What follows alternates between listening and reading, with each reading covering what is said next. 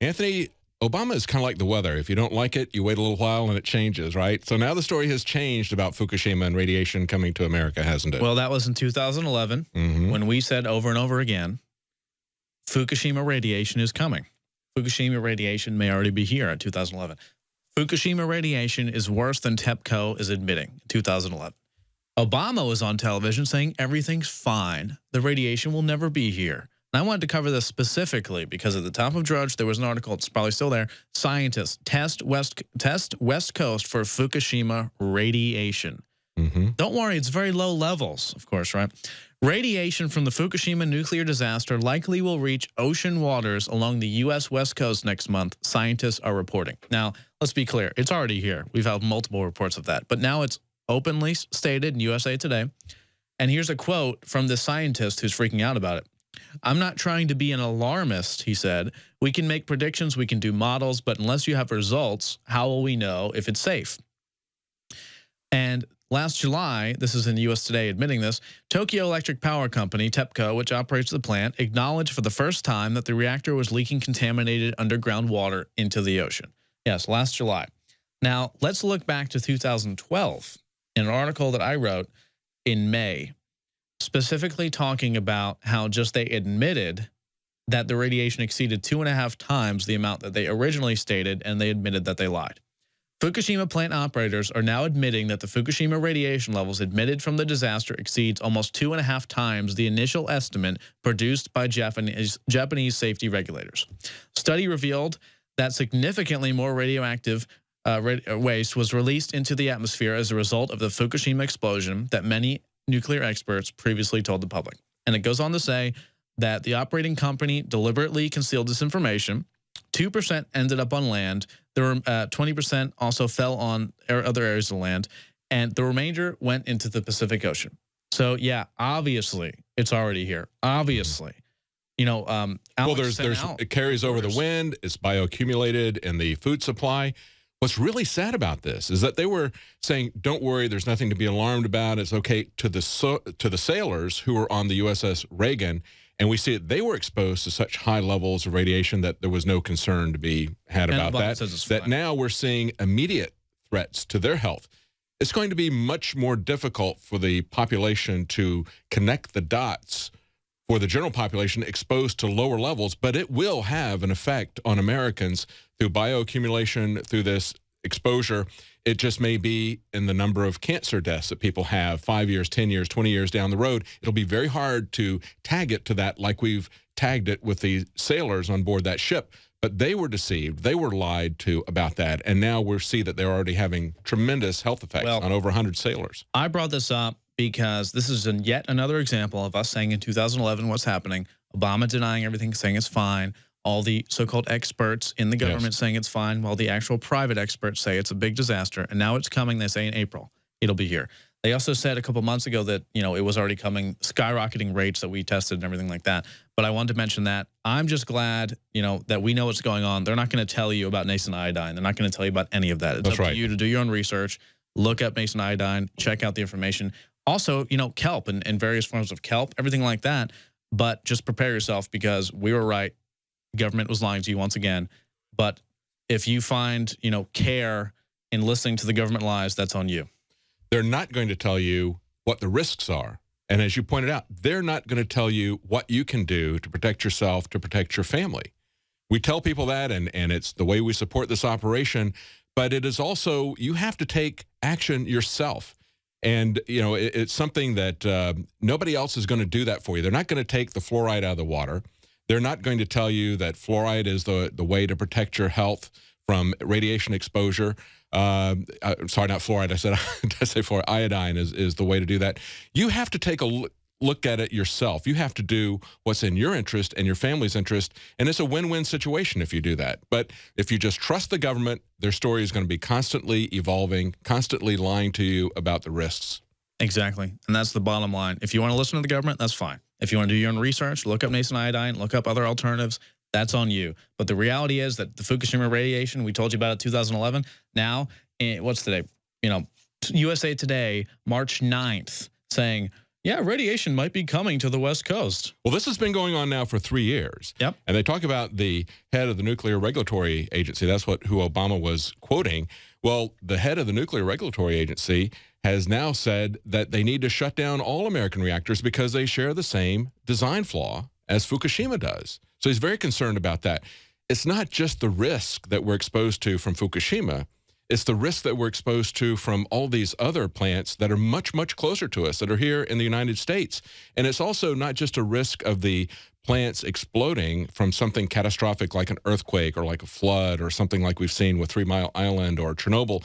It's also the risk that the storage pools are going to have a breakdown. And that's what we saw at Fukushima as well. And so we have a nuclear waste problem that is just as dangerous as the operation of the reactors. And the problem is that we can't trust the American companies and the American government to tell us the truth about this any more than we can trust the Japanese companies and the Japanese government to tell us the truth. Well, the bottom line is I encourage everyone to check out InfoWarsLife.com and read about the nascent iodine for yourself. I didn't bring it up even thinking of that, honestly. It's on the top of Drudge. Scientists test West Coast for Fukushima radiation, ordering to be tested. Meanwhile, Washington is shutting off its radiation detection. We have none happening now. We have none planned as far as radiation detection, says the communications director for the Washington State Department. And they're just going to let it happen. You know, Washington doesn't care. They say the bulk of it's probably going to hit Washington. They don't even have radiation testing going on. California does. It's concerned. We've got a couple of minutes before we go to break. Let's take some calls, Anthony. We got Chris in Indiana. You wanted to say something about CPAC and Rand Paul? Hello, Chris. Hi, Mr. Gutierrez. Honored to talk to both of you. Honored to talk to you. Great talking to you. What did you want to say about CPAC and Rand Paul? Well, about the Rand Paul speech, what he addressed to what I call the National Socialist Agency, he said, quote, "Cell phones are none of your damn business." Which means he means business, if you ask me. Yes, that's right. We need to get angry about that, don't we? Yeah, we need to get angry about that. You know, when people laugh about that and just use it as a joke, I think we should be beyond that by now. We should be having some outrage, some indignation like Rand Paul had about that. You're right about that. And people laughed at Ted Cruz's jokes, but people gave Rand Paul a round of applause for that quote. And I'm wondering, I'm predicting right now, Rand Paul versus Hillary Clinton 2016 on the Republican and Democratic ticket, respectively. And will people wake up and finally vote pro-liberty is the real question. Yeah, it'll be very interesting. That'll be an interesting matchup if that happens. Yeah, and Ron Paul to Rand Paul. And Rand Paul might just have, you know, enough power behind getting alternative reality in there with the real conservative movement to potentially do it. Absolutely. Many anthropologists and archaeologists believe that before man even discovered the power to harness and use fire, we were involved in agrarian activities. That is, taking the seeds of plants and then replanting them to produce more. The very foundation of our modern civilization and human culture is centered around the planting and cultivation of edible plants. Here are some of the amazing deals at Infowars Seed Center at InfoWarsShop.com. The Survival Seed Vault by My Patriot Supply features only the finest survival heirloom seeds for a robust and hardy garden, even in the toughest times. We also have starter varieties of the deluxe seed packages for fruit, salad, salsa, peppers, medical herbs, and more. Go to the Infowars Seed Center at InfoWarsShop.com. And remember, the revolution against tyranny is growing.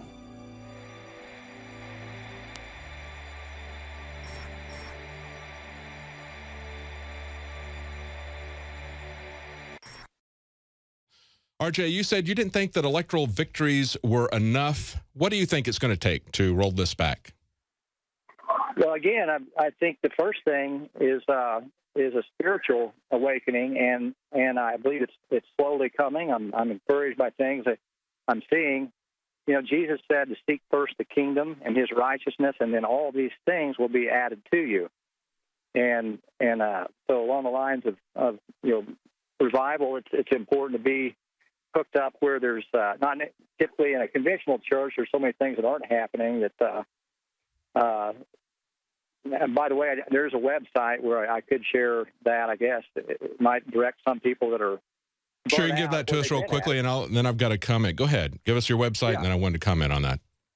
It's rjbarnett.wordpress.com. Okay.